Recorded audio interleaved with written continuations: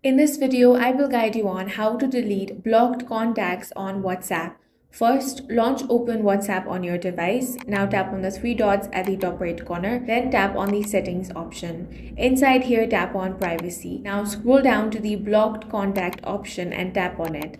Here you will see a list of all the contacts you have blocked on WhatsApp. At this point, many people expect to see a delete option, but here's the important part. There is no option to directly delete contacts from the block list.